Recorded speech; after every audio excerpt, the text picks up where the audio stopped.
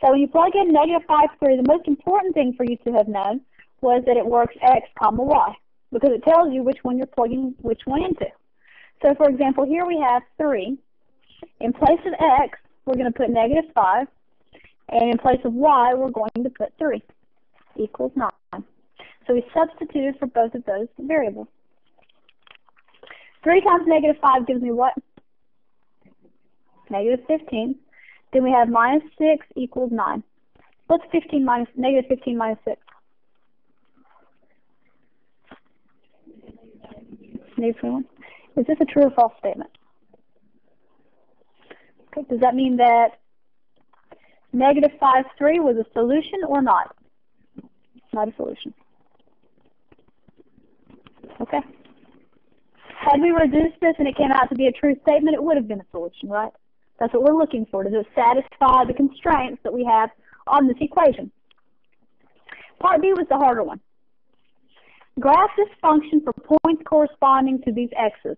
And when I taught it to you, the homework didn't make you do it. But when I taught it to you, I taught you how to organize it in a table, if it helps you to see it better. And then we did graphing. Something important to note is that this is an absolute value. What does absolute value mean, guys? How do you evaluate something with an absolute value? Absolute value of negative 2, what is it? Positive 2. So you guys remember how that function works, right? The absolute value of anything is just that positive distance from 0. That's what the function does. So as we work this, let me make a table because I like it. This was not required. You did not have to make a table. This is just one way of storing your data. Oh yeah, by the way, we can remind ourselves this is what y is equal to. And we had some x values. They told us to use negative 5, negative 3, 0, 3, and 5. Now let's see, for x equals negative 5, I'll show my work over here so my table looks cleaner. Last class when I taught you, I put the work in the table. Who cares which one you do? I don't care how you organize your stuff, I'm just showing you different methods of looking at numbers. When I put x equals negative 5, I get y equals absolute value of negative 5 plus 1, right? What is negative 5 plus 1? Negative 4? Okay. So what is y equal to with the first one? 4. Okay. So in the table, that would be the same as having a negative 5, 4 as one of my points. If you did not use the table, you could have written it like this. Negative 5, comma 4. Where again, you're using x, comma y for your ordered pair. So I don't care how you got the point. I don't care how you organize it. I'm hoping that you're going to start getting comfortable with both because it will be expected later. But the idea is that should be one of your points. For negative 3, x equals negative 3. So y equals, let's plug in a negative 3 this time for x. Now what's y equal to? Absolute value of what? Negative 2, and y equals what? 2. Order of operations, of course, is being tested in this. That you know to do the stuff inside those grouping symbols of the absolute value before you take the absolute value. And the last step you do is, of course, the absolute value. 0. When x equals 0, what is y? That's what we're going to find. Y is equal to absolute value of 0 plus 1. So y is equal to the absolute value of what? 1, which is the same as what? Y equals 1. Okay. So when x is 0, y is 1. What about 3? When x is equal to 3, we get y equals absolute value of 3 plus 1. That's the same thing as saying y is equal to absolute value of what? 4. You guys with me? We're okay with this? Again, you may not have written it the same. You may have written your work in the table. That's okay with me. I just want to make sure you can read the table both ways. And then with 5, when x is equal to 5, somewhere on your paper, you probably did this. You put a 5 in for x. You got y equals absolute value of 6. Y equals 6. So the points that you should have had, negative 5, 4. Negative 5, 4. What's the next set? Next set. Next. And the last one. So even though my objective is I want you guys to be more comfortable using this table, I think this is a really important thing for you to understand how it works. If you had these points, that's the same. That's what you had to graph. So you were graphing, doesn't matter which one that you were using, that's what the directions said, to graph this stuff, to graph these points. You guys will probably have to remind me I'm not scrolling down. So I don't have to scroll them down, but let's see. So here's our graph. What was our first point? This is X, this is Y. If I'm being appropriate here, I should probably put some ends on these arrows to remind myself they go on forever. Negative 5 4. So I'm going to go left or right on the X-axis. Left. 1, 2, 3, 4, 5. Positive 4, up or down? 1, 2, 3, 4. There we go. There's 1. What's the next point we got? So back 3 and up 2. That looks something like that. Next point. So I go side to side, none, but I go up 1 in the on the y-axis. Then what? 3, 4, and 5, 6.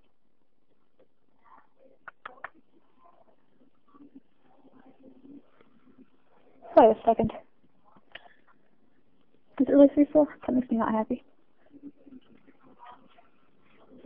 I need to check that. Did I do everything right with my math? Yeah, I'm getting, okay, 3, 4. That's fine. Just give me a point here. And the last point was 5, 6. 5, 4, 5, 6. Something like that. If I connected the dots, what kind of a picture would I have? Kinda. It's actually more of a V. But yeah, similar, if you've seen a parabola, it goes similar shape, except it's a V. And actually, if I were being careful here, it would be symmetric about that axis. It would be a nice balanced V. But since I drew the graph myself, it's a little hokey. It's not going to look as clean as it would in a calculator, for example, that you may learn to graph on later in this class or your next one. But the idea is that up to this point in class, you may not have known ahead of time what this function looks like. And I'm going to teach you what a function is in a second. I just used a new vocabulary word. But you may not have known what this equation, y equals absolute value of x plus 1, looks like. To find out what it looked like, you took some values of x and plugged them in and got some outputs and values of y to match up with those values of x. And again, you can use a data table or just write out your points, your ordered pairs. That's what those are called, remember? And then, of course, you graphed it. You used the rectangular coordinate system where we intersected our x and y variables. Both of them are just like number lines, remember, where this stuff down here is negative and the stuff to the left is negative. And we just counted out and put those points on, like Battleship. You take into account both, and wherever they meet, that's where you put the dot. I played Battleship this weekend. It was fun. Okay. Like the best game ever. Okay. Questions or comments, guys? Was this okay? Was your homework okay? Yeah? If it wasn't, I can work out some problems.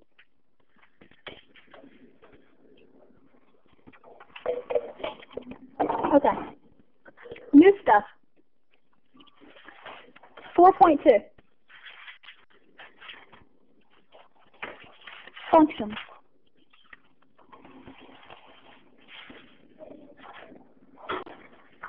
At this point in the class, guys, we are getting into the fun stuff. These last two chapter tests are probably the most important. The other stuff was kind of just prepping you up to be able to handle functions and stuff like that.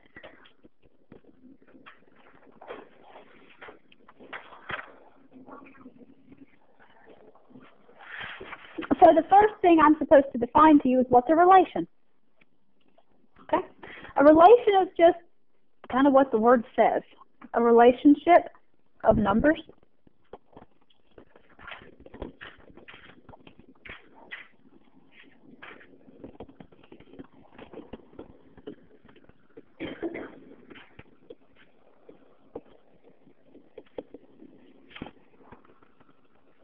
I could say slash, or also you could think of it as being a set of ordered pairs. That's more specific, I guess, as to what it is. In other words, that quiz that we just had, those ordered pairs that you calculated, that's a relation. That's where I say, okay, for this specific x, I have a specific y. That's the relationship. With my -3, I had, I think, a +4. Let me see if I can copy and paste that without taking my whole day to do it. So from this page, if I'm able to copy and paste, let's see if I can. Oh, no.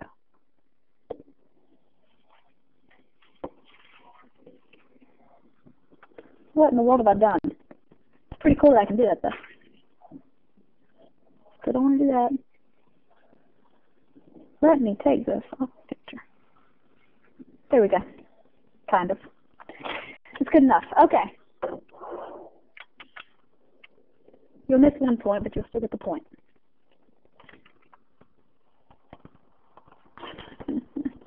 No! So for example, the one we were just looking at. This is an example of a relation.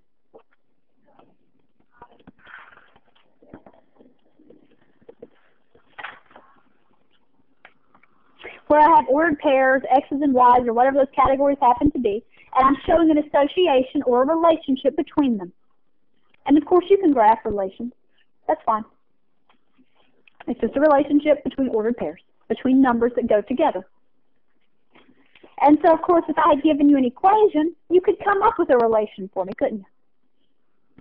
Just like on the quiz. You had y equals absolute value of x plus 1, and you guys generated these points for me with ordered pairs. Okay, pretty simple, straightforward. In fact, not even a big deal vocab word unless the homework uses it and you want to know what it means. The big deal vocab that's going to come from this is called function. That's where it starts to become important that you know what the word means. So function. The idea is that a function is a special type of relationship, special type of relation. Leave some space here because I'm going to talk about it and I'm going to write some more stuff, okay?